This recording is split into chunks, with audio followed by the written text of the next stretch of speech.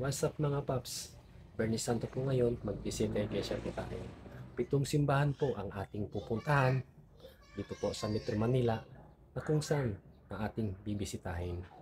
Naging panata ko na po ito, pangatlong bisis ko na po ito ngayon na ginagawa. So tara, samahan nyo. So ito yung unang simbahan na binisita ko, San Antonio de Padua Parish Church ng San Andres ng ating Manila. So ito na po yung loob ng San Antonio de Padua Parish ng San Andres Bukid. So hindi lang tayo po pumasok sa loob na para magkumuha ng video or magpa-picture lang, ay dapat magdasalin po tayo. So mga paps, ito na yung pangalawang simbahan na bibisitahin natin, ay ang Paco Church dito sa may Paco Park. At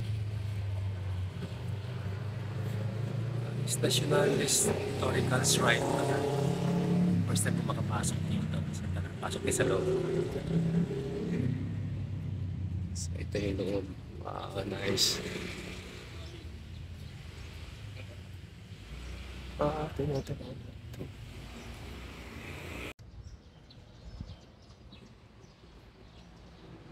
So ito yung loob.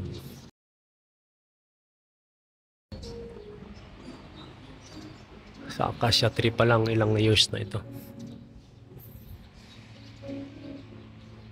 So ito yung mga nakalibing dito. And pasok tayo dun sa may ano, sa loob tayo ng simbahan. Tara.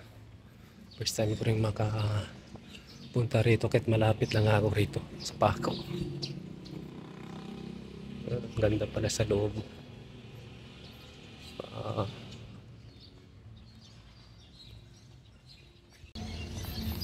Ito yung church, bilog.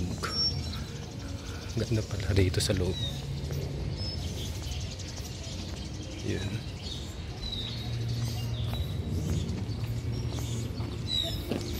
So pasok tayo sa loob, dasalan tayo.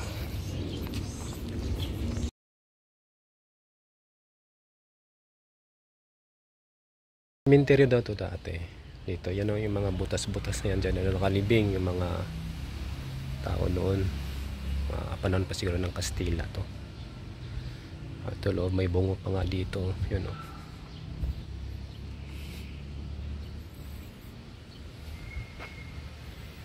Anong bungo? Ano na lang ata lang, parang inog. Nilagyan na natin nila, hinulma lang. Ayan.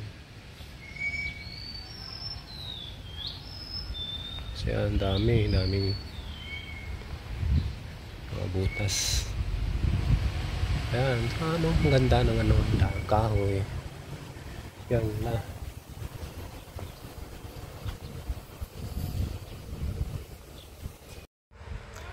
Di po pala tayo makapasok sa loob ng simbahan kasi sabi ng maintenance po doon, di alas 10 pa po daw magbukas ang simbahan, kaya nakapadlock pa po yung pintuan ng simbahan ng Paco Church.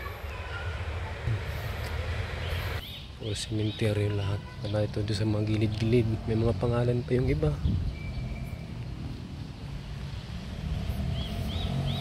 Ayun, mga hindi kinuha. Yung iba, yung mga walang lapida na daw. Sabi ni Kuya, kausap po dito kanina. Pinagkukuha na daw yan ng mga kamag-anak. Tinanggal na nila. Kung may mga lapida pa yung iba.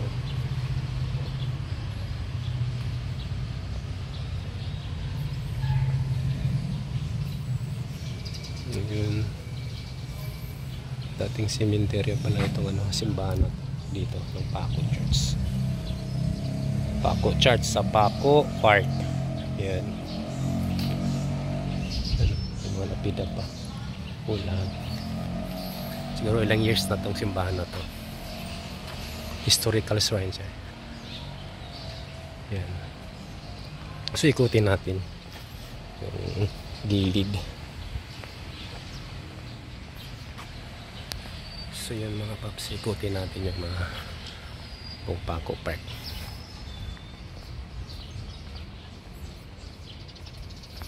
So So bawat pader may mga butas.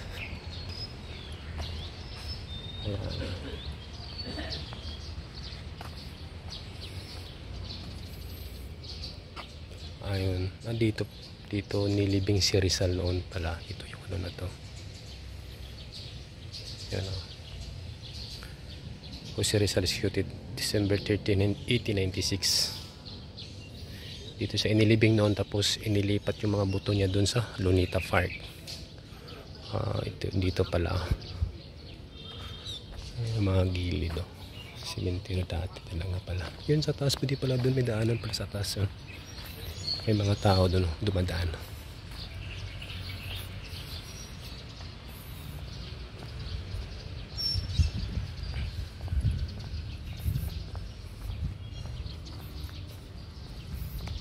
Good morning. Ayan, ito tayo. Bilog to siya. Ito, bilog.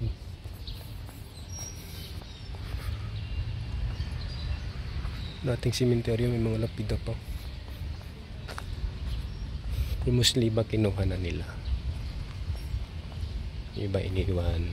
Ayan. So di tayo makapasok sa loob ng simbahan kasi sarado. Mga alas 10 para sabi ni Kuya yung maintenance doon na nakausap natin.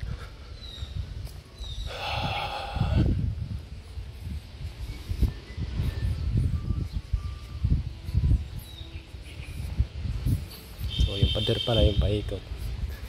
Ito pala yung ano nila. So, tsaka pa dito mga paps na inilibing si tatlong pare gumborsa. Ito pala yung sinasabi ni Kuya. Ayan, ito yung cross na yun dito. Yan o. Memory the mortal remains of the three martyred priests, Father Jose Burgos, Mariano C. Gomez, and Jacinto Zamora, were buried in this hallowed ground after their execution on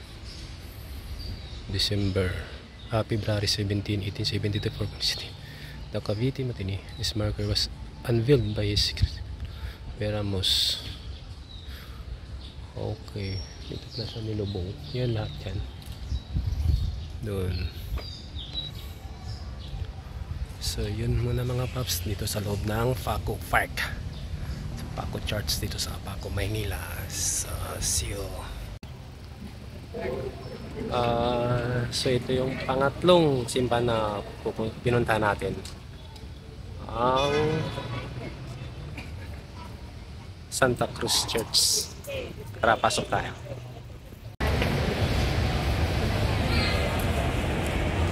So ito po yun ang loob ng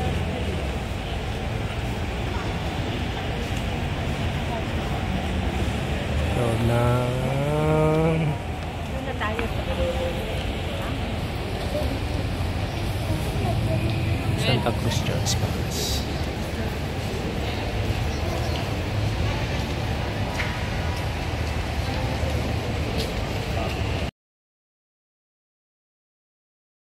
So, nandito tayo ngayon sa Binondo Church, yung pagpasimbahan ng ating binibisita. Yung makita nyo sa likod nyo, pupunta natin.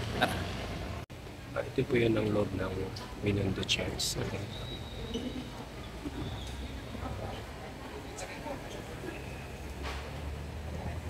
Kisame.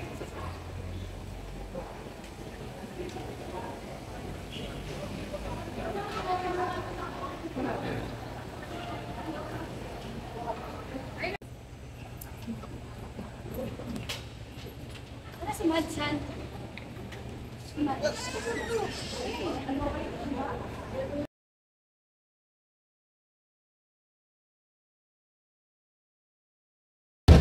Nandito tayo ngayon sa Immaculate Conception Parish sa Tondo, Tayuman, Manila. Ang limang simbahan at pinisita ngayon, Bernice Santo. Tara, pasok na sila.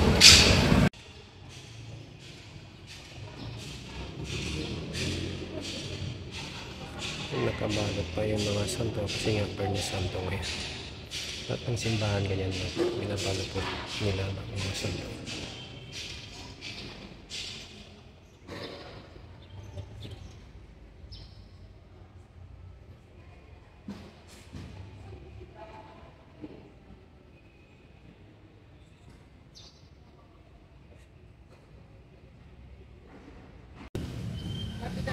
ito po yung pang-anim na simbahan na ating binibisita ngayon, ang St. Anthony Shrine. Ito po yung loob ng St. Anthony Shrine, Sampaloc, Busteles, Manila. Sila po ng mga santo nakatakip dahil po Bernie Santo ngayon.